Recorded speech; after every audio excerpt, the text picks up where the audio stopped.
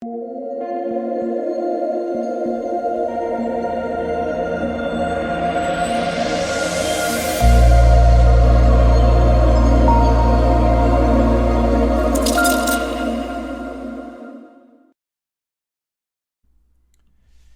what's going on, guys? It's DK.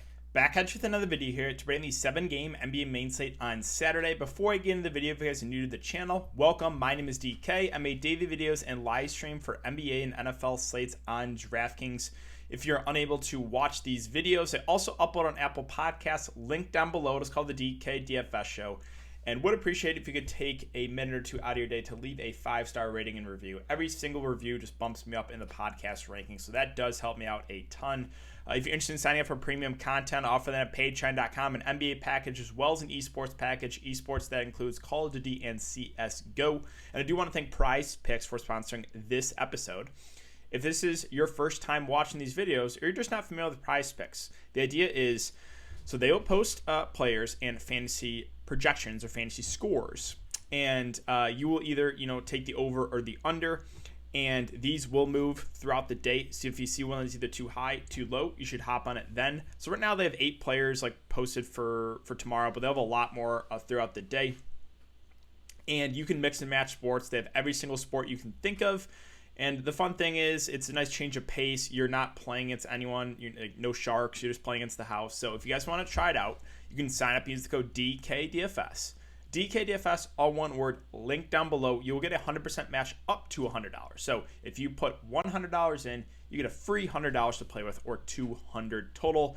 And I do want to thank all of you guys because we hit 9,000 subscribers today. Crazy to think about. Really do shout out to all of you guys. Couldn't have done it. Couldn't have got here, obviously, without you. So if you do enjoy this content, if you could leave a like button on the video, subscribe if you haven't already, and hit the notification bell so you know when I upload videos, you know when I go live. I will be doing a YouTube live stream tomorrow, so make sure to check it out, and let's try to aim for 150 likes on this video. All right, so before we, you guys are, what's coming.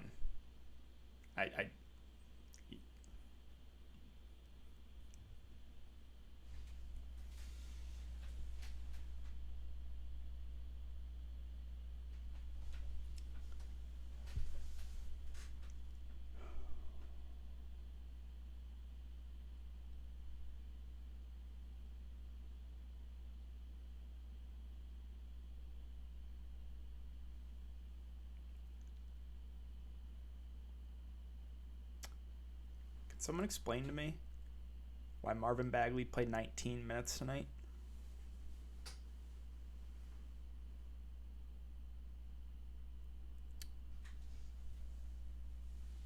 Previous game, Marvin Bagley.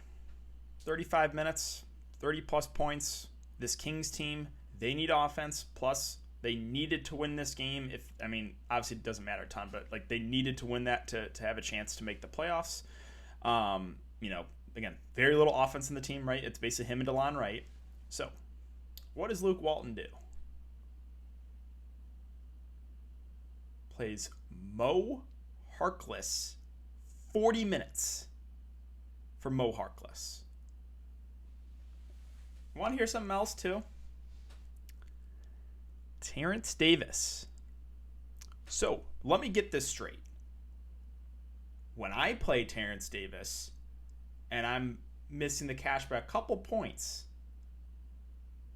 19 minutes when he was playing well. When I don't have Terrence Davis in, 33 minutes. Why not, right? Why not?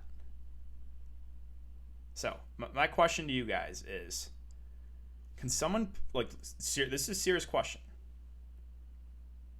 How, I know I told about coaches a lot, but this is the big, why does he still have a job, Luke Walton? 19 minutes for Marvin Bagley. All right, so the rest of my lineup: DJ Augustin, DeLon Wright, DeMar DeRozan, James Johnson, Bamba, Murray, Olynyk, and Bagley. And this was an interesting slate because there was a lot of good value, but the guys at the top didn't look amazing, right? You had Jokic against the Jazz. You had Luka against a slow team, Cavaliers. So this is one where I was like, I kept messing with roster construction, and I had a good one. So I was messing with it a little bit, but originally I had Luka in here, but then I was like, okay, that's going to be the chalk build because there's so much value that it like forced you onto Luka because there's just so many good, forward plays and center plays that you almost needed to play like 4 guys, right? You had James Johnson, you had Najee Marshall, you had Mo Bamba, you had Kelly Olynyk, you had KJ Martin, you had Bagley, who at the time, everyone thought was a really good play. So there's a lot of good forward plays that kind of, almost forced you onto a guy like Luka. So I'm thinking, all right, how can I get different here?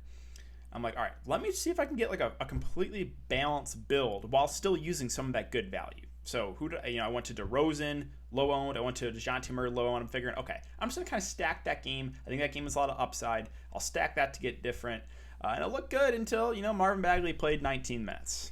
So, and yeah, the other build I was looking at because I just kept messing with it was Damian Lillard and KJ Martin in for DeJounte Murray and Marvin Bagley. If I go the other way, I'm $5,000 richer. So.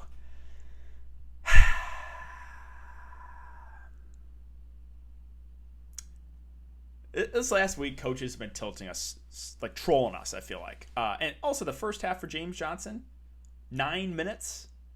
9 minutes for James Johnson the first half. Luckily, he played more in the second half, but all right. That's enough tilting, guys. I'm just fed up. Luke Walton, I cannot believe that. And it's not like Marvin Bagley was 40%, right? He's a high-owned player. Just...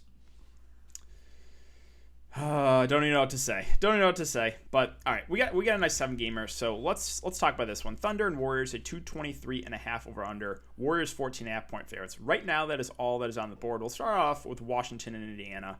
So looks like one of the best games in the slate for sure.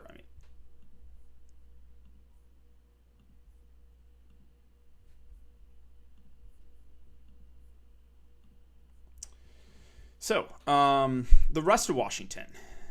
Brad Beal at 9.6K. Always in play. Definitely in play as part of a game stack here, right? 2 teams play very little defense. I expect this total to be 240 plus. So, Beal definitely in play for GPPs. Rui Hachimura 5.2. Again, maybe it's part of a game stack, but I don't love it. This another Washington with God, I'm losing it. Washington with Scott Brooks in the bigs, Rick Carlisle with the Dallas rotation, and then Luke Walton. I'm tired of them. I am so tired of all of them. So let's just talk about this, all right? Daniel Gafford, and the game with Milwaukee, 14 minutes, has a double-double. Quote after the game, someone asked him, hey, Daniel Gafford played really well. Don't you think he deserves more playing time? Scott Brooks, yeah. Next game, 15 minutes. Why?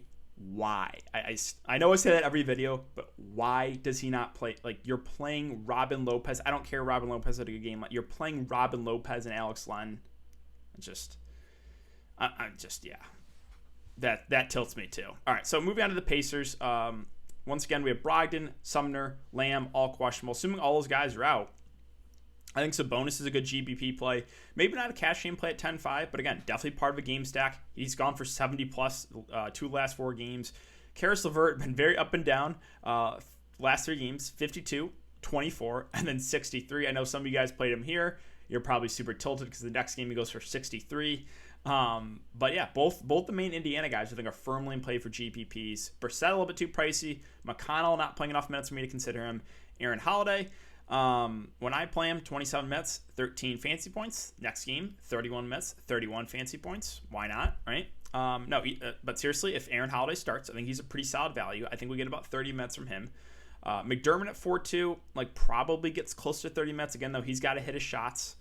So it's a pretty low floor. Not going to Goga. Tried that last time. He barely played. So if we get the same rotation as last game for the Pacers, it's going to be almost a 7-man rotation. But the previous game, when I'm high in the Pacers value, they extended to 10-man rotation. So it's like, what rotation are we going to get? My guess is it's going to be, a thinner rotation, 7-8-man rotation here for the Pacers. So there are definitely some interesting plays here for tournaments. Detroit, Philadelphia, really not much here. Jeremy Grant expected to play. Mason Plumlee going to be in. I don't want to play him against Embiid. That takes Sadiq Bey. Isaiah Stewart out of play for me. Corey Joseph is questionable. If he plays, he's a viable tournament play. He had a big game last game. If he misses, again, I don't like Killian Hayes. Is not like that cheap. There's just not much here for the Pistons, right? Most of the veterans are going to play here, so I'll probably be staying away from this team. On the Philadelphia side, again, it's Embiid, right? If you think this game can stay competitive, he can go for a monster game, and 33 minutes went for 60 plus fantasy points. So do like Embiid for GPPs, but I'm probably going to stay away from everything else here for Philly. Memphis, Toronto. So on the Memphis side, John Morant, 8-4. Again, just a GPP play, right? So up and down right now, it's hard to trust him. The minutes are there. Production, up and down. Now, Jonas Valanciunas, a little bit more intrigued by here. So this game, fouled out in 20 minutes, not worried about it. The other two games, 35 in regulation and 32. So it's looking like he's going to play, closer to 35 minutes in regulation. If that's the case, sign me up for some Jonas Valanciunas. So I do like him there at that price. Slow-mo at 6.1K, 25 to 30 minutes. Maybe a little bit pricey. I hate playing Dylan Brooks. Triple J at 5.7. Viable tournament play, but I don't really think he has the upside of playing a ton of minutes. Desmond Bane fell for that last game, which means he's gonna go out and go for 40 plus this game after he burned everyone, including myself. Clark at 3.7 will play about 20 minutes, decent point per minute guy, but I just don't trust the Memphis value. They run too deep for rotations. And really, the main guy I'm focusing on for Memphis is Jonas Valanciunas. Now on the Toronto side, they're just resting everyone basically besides Siakam. So Siakam, I think, is one of the better plays to the slate. 2 of the last 3 games, 70 plus for him. So yeah, do like Siakam a good amount. I do like Kem Birch at 6.1. I think he probably plays 35 minutes. So I think he's a solid play. And then we got to consider the values. So I'm guessing Malachi Flynn starts. If he does start, I like him for value. I know he's been bad recently, but just like they don't have any other options here. So assuming he starts, I like Flynn. Gary Trent Jr., a guy I hate playing, but he's probably going to play big minutes. Again, he's got to hit his shots, but it's like someone's got to score the ball besides Siakam. So those two firmly in play. And then you have like the gross value, like Stanley Johnson, DeAndre Bembry. I'm guessing Stanley starts. Bembry probably plays, 25 off the bench. Those two are at least playable on this one just because Toronto is really, really shorthanded. OKC and Golden State, this OKC team is I just avoid these guys. Maybe one of these guys will have a good game, right? It was Maladon that had the big game last game. It just could be anyone. They run a deep rotation, 10-man rotation, blowout risk here. I'm just going to stay away from this team. Like if you want to take shots and feel really good about like a Moses Brown or Ty Jerome off the bench, or like you can go there. It's just not for me. I'm just not going. I'm not messing with this Oklahoma City team. Now on the Golden State side, Steph Curry, if you think this game can stay competitive, could have a monster game in a blowout. One for 53 fantasy points. Like him for GBPs. Draymond, again, I don't know if he's a cash game play for that a blowout reason, but if the game can stay competitive, again, you could see a big game from Draymond. Still no Oubre, so Bazemore should play about 30 minutes, but the price doesn't really stand out. There's just not a ton here. Like Looney's at 4.3, he'll play 25 to 30 minutes, but a little bit too pricey.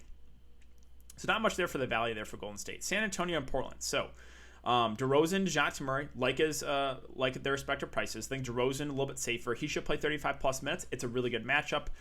This is a game the Spurs probably have to win. So I do like DeRozan there at the top. Murray definitely in play as well, but a little more of the GPP play. Now, all right, let me check out the rest of the minutes for the Spurs. I want to see how many Jakob Poeltl played. I was a little bit worried about his minutes tonight, but let me see what he finished with. So they ran a 9-man rotation. Oh, so Poeltl played 35 minutes. 35 minutes. And he had a big game. 11, 10, 4 blocks and a steal. I was like, hey, if I knew Poeltl was going to play 30 plus minutes, I would play him. He absolutely went off. So will we get those minutes again? I'm not sure, but this is a big front court for Portland. So if we get close to 35 again from Poeltl, I like him there at that price. Now, Lonnie did start. He played 33 minutes. He's at 4K. Fair value play, assuming he starts again. And then off the bench, Rudy Gay played 24. Patty Mills played 22. So they did thin the rotation a little bit. I think Rudy Gay is a fine value play too, just because he's a solid point per minute guy. So there are some guys I've mentioned for the Spurs. It's just because this is a big game, and I do think they're going to run a similar rotation. So do some interest in the Spurs. On the Blazers side, again, Dame has been on fire. Another big game here against the Lakers. That's 5 straight now, 50-plus fantasy point games. This is a decent matchup here. I think Dame is firmly in play. CJ kind of been taking a back seat, but we know he still can have upside. Don't mind him as the contrarian play. Nurkic, I like a good amount. He had a big game today. He should play about 30 minutes. So the big three there for Portland, all in play. The rest of the Blazers, I'm probably going to pass on. Like Powell and Covington in the middle will be there, but there's kind of just secondary plays. All right, Houston and Utah. So on the Houston side, guessing we're going to have another 8-man rotation. That's my guess. So like Augustine, Jeffries, Lamb, House, Brooks, Martin, Olynyk, and then it was Kyrie Thomas, right? So we'll start with Kelly Olynyk at 8.6K. Now, did only play 31 minutes. That's less than usual than 36 and 39 the previous 2 games, but still went for 54. Again, like even though it's a bad matchup, Olynyk is going to be the number 1 on offense here. So I'm perfectly fine with him for GPPs. I think KJ Martin is one of the better value plays of the slate. He's going to play about 40 minutes. He's gone for 50 and 47 last couple of games. So like some KJ Martin. Armani Brooks at 4.6 actually had a good game. I took him out of my lineup for DJ Augustine. That was obviously a mistake because we really hadn't seen much upside from Armani Brooks. So he goes off for 40 kind of randomly. I think he's still fine.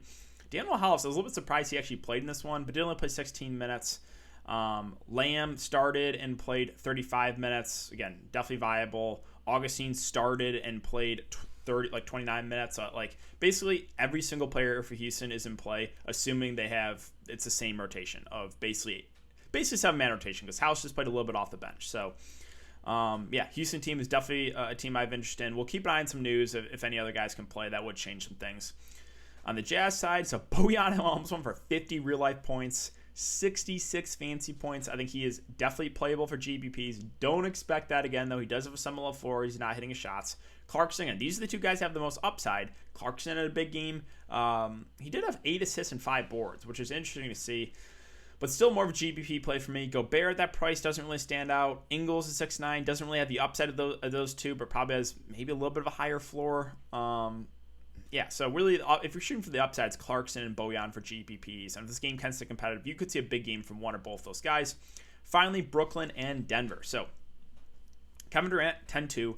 Kyrie Irving, 10K. Both those guys are viable here, even though the matchup's not the best. Kevin Durant, last couple games, have been a little bit down, while Kyrie Irving's went off. 60 and 72 last couple games. I don't think either are a priority play here, but they're still good spend ups because they're going to play about 40 minutes in a close game, and that's where the offense runs. So both KD, Kyrie Irving firmly in play here in this one. The value for the Nets, I'm just going to stay away from. There's just not much here. Like DeAndre Jordan, if he starts, I could actually see going to him. Like this could be a game where he might have to play more against a big team like Denver. I don't really know if like Blake can handle Jokic or like Nick Claxton. So like maybe if DeAndre Jordan starts, you can consider him for value. Finally, Denver. So, Nikola Jokic in this matchup, I really like.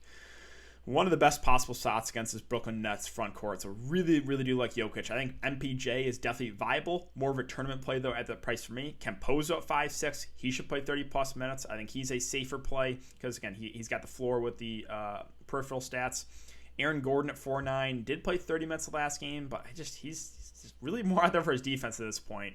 And then value guys, so Millsap started. He played 26 minutes. I think if he starts again, he's a pretty fair value play. And you can consider guys like Austin Rivers on the bench. He played 27 minutes. JaMychal Green got some decent run, 21 minutes. And then with the big front court, JaVale McGee played the backup 5. He's nothing more than a punt play. But we've seen him go for like 20 fancy points in like 15 minutes. So if you want to get super contrarian, you can take a shot there. But realistically, again, it is Jokic at the top. It is Campazzo in the mid-range. And a couple of viable value plays and guys like Millsap, Austin Rivers, maybe even a JaMychal Green. So that is going to do it for the video today, guys. If you have been enjoying the content this far, I would really appreciate if you leave a like button on the video, subscribe if you haven't already, and hit the notification bell so you don't upload videos you don't live. And thankfully, we don't have to deal with Luke Walton in the slate. We do have to deal with Scott Brooks, but that's another story. Thanks again, guys. Have a good night, and I'll see you all tomorrow in the live stream.